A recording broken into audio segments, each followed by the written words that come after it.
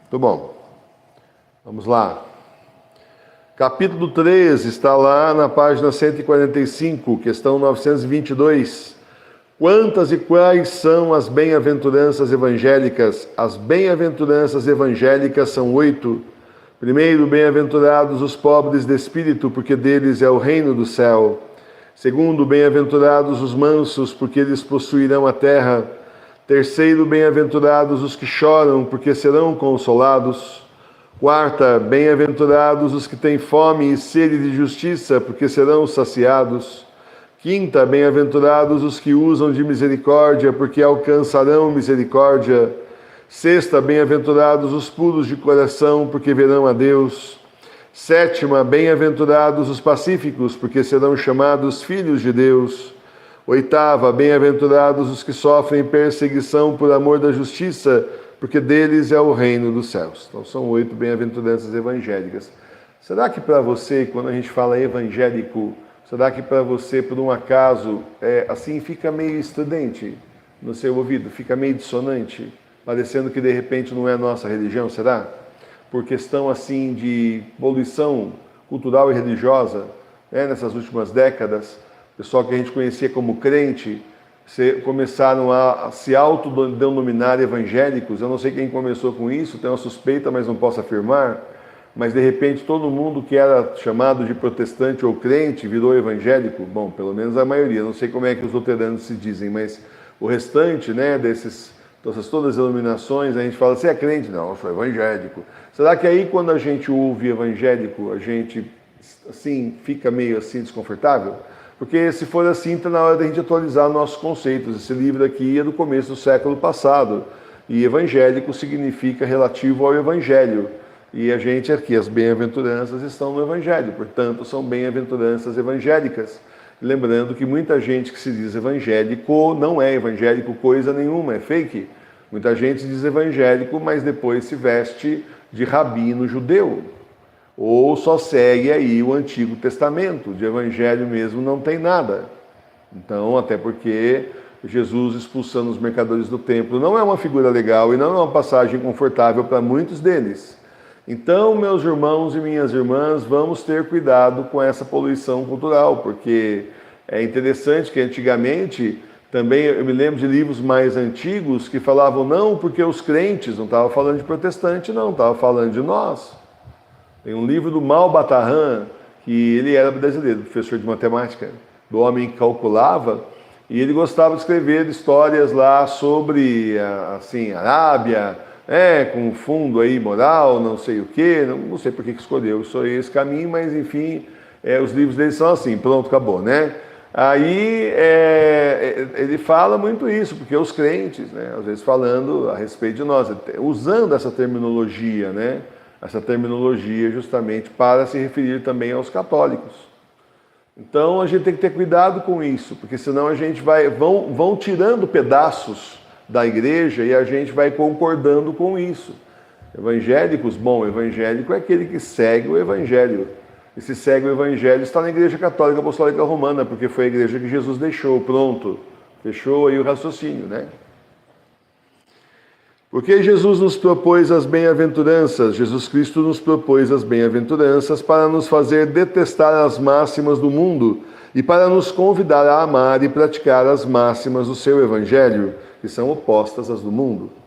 Quem são aqueles que o mundo chama bem-aventurados? O mundo chama bem-aventurados aqueles que desfrutam abundância de riquezas e honras, que vivem nas delícias e que não tem nada que os faça sofrer. Tá vendo? Totalmente diferente de nós, hein? Quem são os pobres de espírito que Jesus Cristo chama bem-aventurados? Os pobres de espírito, segundo o Evangelho, são aqueles que têm o coração desapegado das riquezas, fazem bom uso delas, se as possuem, não as procuram com ânsia, se não as têm, e sofrem com resignação a perda delas, se lhes são tiradas. Porque são humildes, pessoas humildes. Então, aquela pessoa que se tiver, ela está usando para o bem dos outros, aquele recurso que ela tem. Quanto mais ela tem, mais ela deveria estar ajudando os outros. Você pode imaginar a lista de bilionários que nós lemos aí às vezes em jornais e revistas, agora sites da internet, né? Imaginar quantas pessoas você realmente conhece que tem muito dinheiro que faça isso. Eu, por exemplo, não conheço ninguém que distribua aí realmente de verdade, né, com os pobres, procura ajudar. Eu não conheço gente que faz isso para mídia, para parecer que é um carinha legal, mas não que realmente esteja fazendo isso para realmente ajudar. E aí a gente fica pensando assim, até onde está realmente fazendo, né? Isso aí é igual igreja bergoliana, teologia da condenação, né?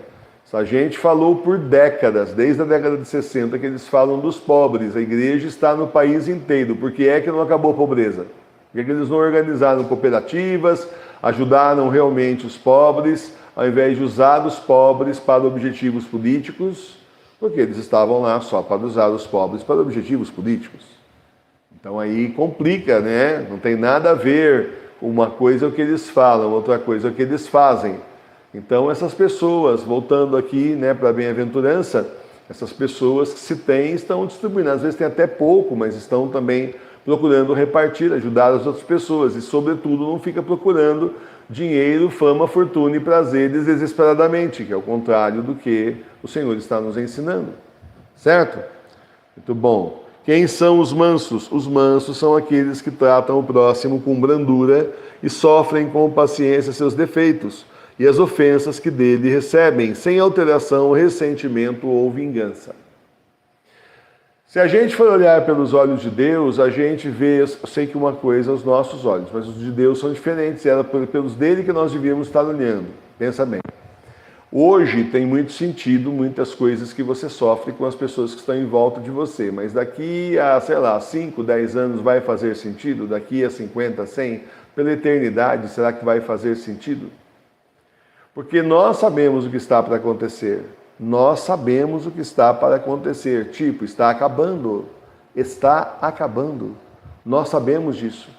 E como nós sabemos disso, nós sabemos também que esse mundo vai ser todo destruído. E não interessa o que a pessoa tem. Ela tem agora. Daqui a sei lá quanto tempo será que ela vai continuar tendo? Meus irmãos e minhas irmãs, prestemos muita atenção nisso. Porque simplesmente as coisas que valem tanto, faça um exercício na sua vida. De repente, coisas que há 20 anos atrás você se aborrecia sobremaneira, hoje já não te aborrecem mais, já perderam a graça, perdeu o valor, você já tem outra cabeça, não é assim? Imagina você na eternidade se lembrando das coisas que te aborreciam aqui. Provavelmente você vai se achar assim meio... Puxa, eu não devia nem ter esquentado a cabeça com isso, porque olha só, estar com Jesus é tão maravilhoso que aquilo não tinha sentido. Não tinha sentido nenhum, essa gente estava aí seguindo o mundo e eu estava seguindo a Deus, então pronto, bom, eles estão querendo seguir o mundo, vão em frente para o buraco, para o abismo do inferno, fazer o quê?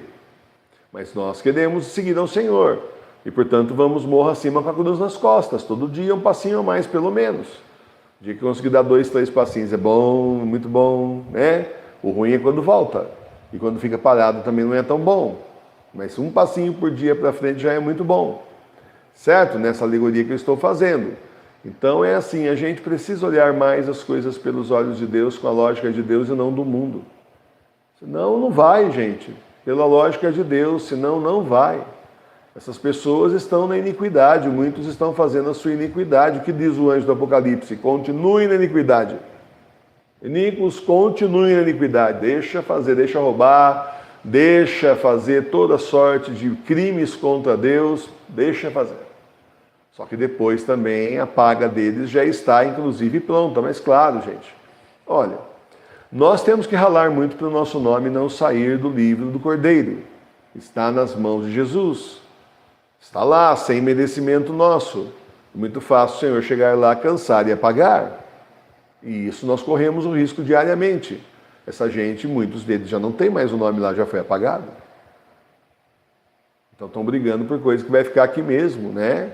Estão brigando por coisa, sinceramente, mas sinceramente.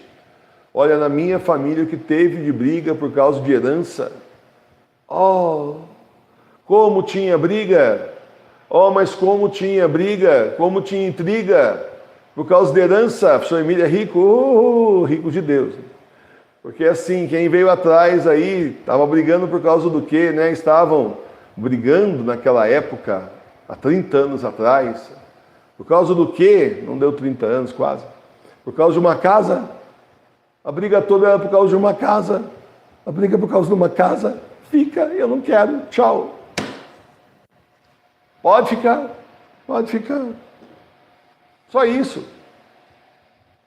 Tanta desgraça, tanta fofoca, tanta discussão, tanta briga, porque quando os pais morrerem, pode ficar.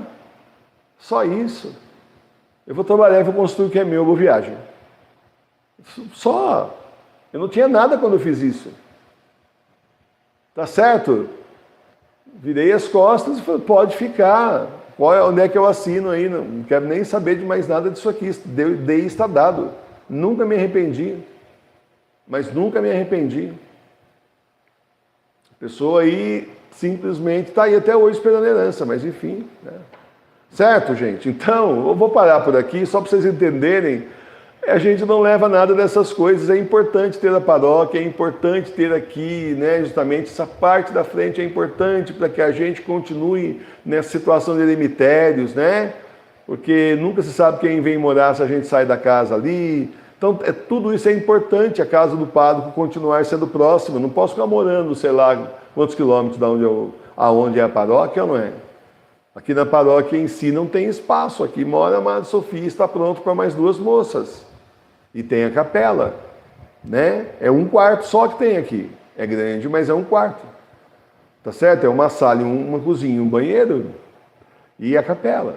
São 4 cômodos e mais banheiro. Agora fizemos uma sacristia ali atrás, pequena também, só para organizar melhor as coisas. Tá certo? Mas, assim, só por isso, só pela importância até estratégica mesmo da gente conseguir aqui essa parte. Peço oração de vocês até diária. Nem que vocês não escrevam aí, não precisa nem escrever aí na oração, mas que rezem por nós para que a gente consiga, porque até o momento é totalmente impossível por todos os ângulos que você olhe. Não é possível agora para nós, nem financeiramente, nem porque não está à venda.